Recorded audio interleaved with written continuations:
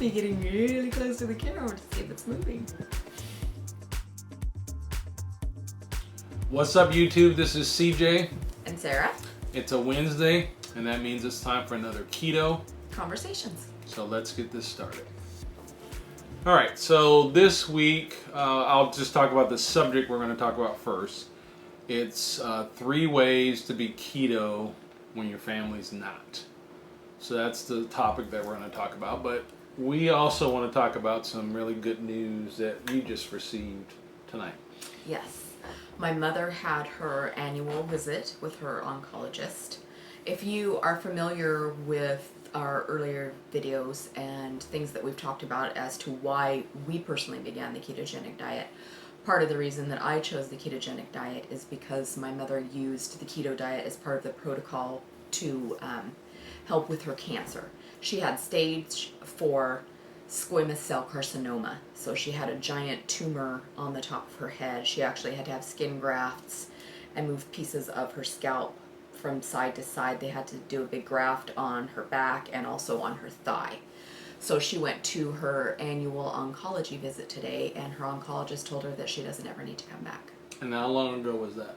I can't remember. 2 years. 2 years ago? is Okay. when she was diagnosed. So it's Yeah. been 2 years. So all she needs to do is see a dermatologist fairly, probably twice a year, just to make sure that her skin graft is still doing well. Yeah. But as far as cancer, she had a CT scan, she's had a PET scan, she's had the works, and she was stage 4. It had gone into her lymph nodes, the breast tissue, the liver. I mean, we were talking about hospice. So 2 years later, she's still practicing the ketogenic lifestyle. Yep. So She's doing keto. And has she done, she hadn't done super strict keto all the time. no, in fact, Yeah. she'd been off keto for probably about 6 months. She restarted keto about 3-4 weeks ago, and she's already lost 10 pounds that she'd put on. So, Yeah. Yeah. So, anyway, we just wanted to talk about that because we got that news and it was good news for us. yes. And so we just wanted to share that. I had read a similar kind of post on Facebook, I was going to say Instagram, with somebody I do not know at all, but they had a similar story. And so we were actually having a discussion the other day about how do you tell people or about keto and its effects on, or possible effects on cancer, dealing with Right. cancer and helping you deal with chemo, or just as a treatment, alternate treatment method as well. So that's something I'm interested in. I'm interested in doing some, I guess, more research on that. I know that Dr. Annette Bosworth has a fairly recent book. And Annette Bosworth? Annette Bosworth. Okay. And we can link it in the Yeah, we'll description put a link. bar. We'll put a link. But her book, and she's an actual physician, and her book is about, she of course has had her own ketogenic journey, and she's worked with a lot of her patients since then, but she actually helped her mother, who had bone cancer, I believe, with the ketogenic diet. Her mother had already done 2 or 3 rounds of chemotherapy and radiation, and when she went back and they told her that she was going to have to do it again, she said, "I'm done." And that's when she said, and she'd only been like keto for 6 weeks herself, and that's when she said, Annette. Had been- yes, had Annette 6 weeks. Bosworth. Okay. And she told her mom, "Do you trust me? Will you consider doing this? Because, it's either this or radiation, which you don't want." Right. And she said, okay.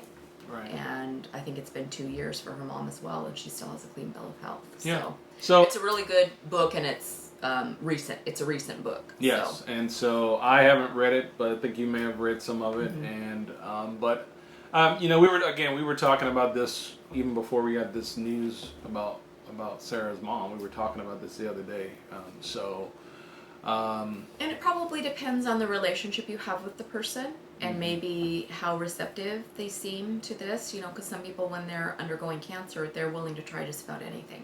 Yeah. So Yeah, because that was part of our conversation is how do you, right. you find out somebody has cancer, how do you tell them Right. about this, type of thing. this and, type of thing, and right.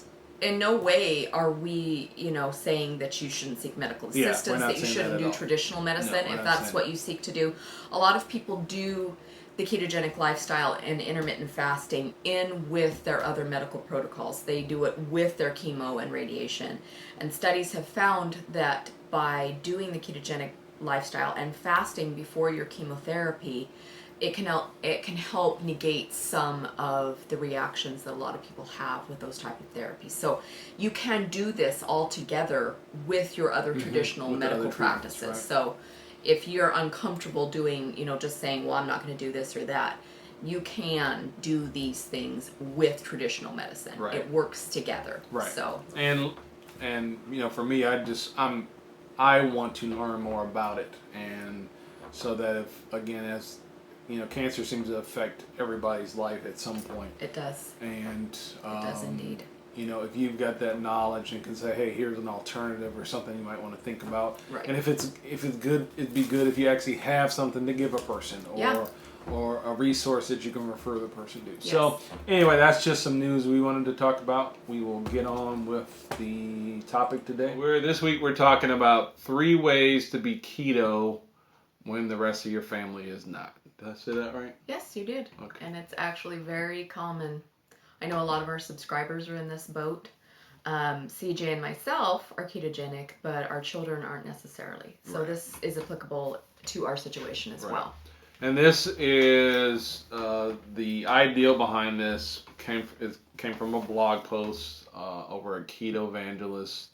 We're not going to read word for word what he wrote, but we can talk about it just because we. And we will link the article in case you would like to read the entire thing. And so the first one, and it's kind of funny, is first strategy is eat it or starve. So, well, in an ideal world, your entire family would be completely on board with this lifestyle, and you would, clean out all the cupboards and, right. Just go full board, and everybody would be super excited about everything that you would serve. But that ain't reality. Yeah, but that's not. That's not reality. Especially if, you've been raising your kids on the standard American diet from the time they were able to eat solid foods. They've gotten used to a certain standard of right. goodies, Well, garbage. Kids, but also your spouses or significant others. And a lot of people have foods tied up into emotion. So, things they were raised on, things their moms made, things that they really are super attached to. So it can be really hard. Right. So this is funny because, I used to say this not to my kids, but I used to actually, and this is related to a pet. I used to have this same comment to one of my cats a long time ago. It was tough love. It was like, okay, all right, you can look at that food all you want, but it ain't changing, so you either eat it or you don't. So, and again, I'm not talking, trying to equate pets with people, but it's kind of the same ideal is that basically your family can choose to eat it or not. You take a stand and you say you Right. either eat it or starve because this is what's going to be. If they want to eat carbs, then they don't eat them in front of you. They can find carbs when they're out of the house. But we have to say that this is probably the most radical and probably the one that's going to be maybe the hardest on you as the keto person. Well, and to deal with, because there's a lot of then you're creating probably friction at home. Well, and that's what the article went on to say, is that if you're going to take this approach, then you really have to have a very open and honest relationship with your family, and explain the reasons why you want to do this and etc. And some family, I know when I was growing up, my mom tried a lot of different radical food options, and she was a single mom at the time, so I mean we did all different kinds of diets we did, and we even practiced some vegetarianism at some points. But when I was living at home and in my teen years, we went along with whatever she fed us, because we didn't have jobs, so we weren't buying the food. Right. She was a single mom, so whatever she made, and we ended up trying a lot of foods that I might never have tried based on this type of approach. Yeah, and I remember my mom doing Weight Watchers when I was growing up. So sometimes you end up eating, I found a lot of foods that I might not have ever tasted had she not done that. Yeah. So sometimes it can work. It depends on your situation. But Yeah. that is one. But that's one strategy. One strategy. Yep. Eat it or starve. So Yes. you can take that. So the next strategy is to mix it up. Which is probably the more balanced view, or maybe a bit easier to do if you are practicing the keto lifestyle and your family is not. And that would be where you are having, say you're having a dinner and you are going to have chicken and salad for your dinner. So you still prepare that as your food, and then you make one concession to the carb eaters by making a carbohydrate side dish, rice, pasta, potatoes. Yeah, and we do that now. We have kids. I would say that this is probably the one that we practice the most. We have in kids our family. who aren't doing keto. I mean, they will eat some of the stuff that we make, but especially CJ's daughter. Yeah. Especially if we're doing, like, she likes cauliflower rice and she likes roasted Brussels sprouts. She likes a lot more of the foods than my daughters. Yeah. But it's always there for them to try. Yeah, it's always there. And then I need to have a plan B. Right. I need to have mix it up. And so I always would have food for her that I knew she would eat if I didn't think she was going to eat, whatever I was doing for keto. Well, and one of the things with this particular strategy is that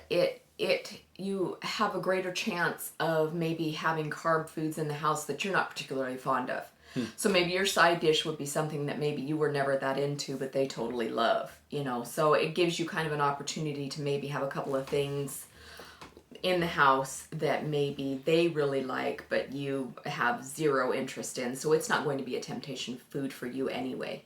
Right. So you can make it that way. Okay, if we're going to have a carb food, it needs to be blah, blah, blah, because I don't really care about it. And you've got to know, kind of know yourself and what foods, the carb foods, are going to trigger you or throw you off. And so you got to kind of figure this out as well. Because even when we started keto, we weren't living together at the time. No. But I don't think you threw everything away. I don't think you did. I didn't. No, I didn't throw. Neither one of us ever did, because both of us have young children, under the age of 12. And, so we still needed to feed them, and yes, we both had the desire to make it so that our children did not develop, hyperinsulinemia, some of the other problems that we developed just by eating the standard American diet until we were grown-ups. Both of us care about making our children as healthy as they possibly can be, and maybe avoiding some of the things that we had to go through, and so trying to do that, you do want to make sure that they're eating healthier choices. Yeah. But I didn't just gut the pantry. No, we didn't. I never took that strategy. I didn't just gut the pantry. I just, in fact, I don't think I threw anything out. I just kind of moved stuff along, or when things ran out, they ran out, and I just never brought them back. So tip number 2 is mix it up. Mix up the food. Well, and this, if you're kind of doing a halfway approach, it does make the people in your family more amenable to your lifestyle, or maybe less critical, because they are still getting to eat some of the foods. Some of the stuff that they like to eat. And you might slowly be able to win them over to eating more ketogenic foods, even if they don't know what it is, or they don't know it's sugar-free. And a lot of the recipes that we do, they are purposely made to taste like the traditional foods. Right, where your family can eat it. We get comments all the time from people that I are gave saying it to my that. kids. My kids loved it. They thought it was really macaroni and cheese, or really lasagna, or whatever the case may be. Right, we get comments all So the time. sometimes the middle ground is the better way to go, because then you can win them over without being quite so militant. Right. So right. That was point number 2, though. That was point number 2. So mix it up. And then point number 3 is, well, you might have to do double duty, which means you may have to do a keto meal for yourself, and then you may also need to do a high carb meal or a garbage meal for your family, just because that is a strategy. That is, and then there will really be absolutely no change into what your family has been There'll be no change. That's probably the least impactful. That's the one advantage of that particular is that strategy. There's no change to your family. There's no resentment from anybody that, well, you're making us do this keto thing. We don't even want to do it. Blah blah blah blah blah. But then on the other hand, you are allowing your family to be completely unsupportive. of your health change. Yes. So, yeah. We all do what we need to do in order to practice this lifestyle if that's what you've chosen to do. And hopefully your family will be supportive of you. Right. But sometimes it takes time to win them over. Yeah. So maybe you could start out with number 3 and be making separate meals and then slowly work into number 2 where you're adding things in. And then maybe eventually they will come over to the keto side. Yeah. And so I don't know. And at some point we used to do. Well, you still fast way more than I do, but when we would do extended day fasting, I still would have to prepare food for my daughter. You do. And you know what? You just do it. Yeah. You do it. You learn not to lick the spoon or the knife or true. What taste, whatever you're making. That's such a habit. It is. It's like even if like I'm making a peanut butter and honey sandwich or whatever for one of my daughters, it's like, oh, wait a minute, that's honey. Consciously think about what you're doing. That's sweet. Yeah. Yeah. So double duty is a strategy, and it's something that, again, like Sarah said, it will probably be the least impactful as far as your family goes. They don't have to change any of their habits. They don't have to change anything. Well, and the more confident you are with this lifestyle, and hopefully when they see that you've made changes and that those changes are getting results for you, both in losing weight, feeling better, your health markers are improving, they will see this is important to mom, this is important to dad, this is important to grandma, whoever you are, and then they will support you as much as they possibly can. And maybe they'll look at themselves and say, hey, that could probably benefit me. And sometimes, especially with spouses, you have to kind of show them and lead by example versus just nagging at them over, constantly about it. Because sometimes they're resistant just to the nagging itself. Yeah, they're just, exactly. As a man, a lot of times if I'm resistant, it's just because you're nagging me. It's not because you're not right. It's just I don't like being pestered by how you're doing it. You're not doing it the right way. And so a lot of times with spouses, especially, you need to just do what you need to do, show them what the benefits are, let them see how you're doing this, and that you're committed to it. Because sometimes maybe you've tried a lot of other things. Sometimes people are like, it's just another fad. Yes, I'm just going to wait this out. I know I work for a local government, and there's a strategy people have. We get a new elected official, they come in with all these ideas, and some people can take the strategy, well, if I just wait this out long enough, they're going to be gone. It'll be a new election. They'll be gone, and nothing's going to change. Right. And sometimes your spouse, they may not say it like that, but they're kind of thinking the same way. Well, because she's been down this road before. Oh, he's done that before. This is it didn't last. Yeah. It's going to change. Blah blah blah blah. And you just need to show them, and then by the example.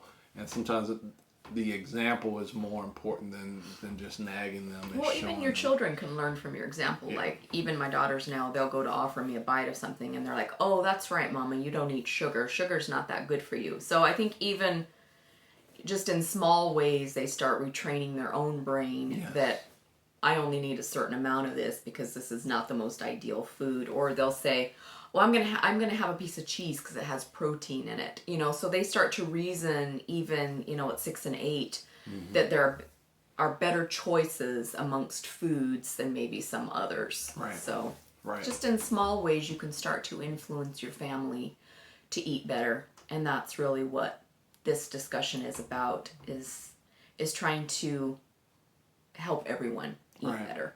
And then, this isn't on our notes, but I would just say that if you've decided to do keto or make keto a lifestyle, you need to, and it's just like anything, you need to be committed to it. Yes. You need to be committed to stick with it, and just do the things that you need to do, make the changes you need to make. And try making some new foods. And introducing them to some new foods. Introduce them to new foods, but then also don't be so hard on yourself, and don't, the whole thing about being perfect with keto or perfect with anything.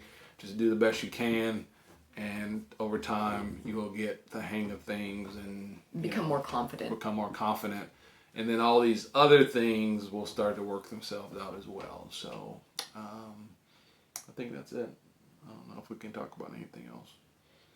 Okay. Hopefully this was helpful. Yep. Hopefully this is helpful. And if you're doing it by yourself, welcome to our keto family. We're here to support you. Yep. We have these conversations every Wednesday.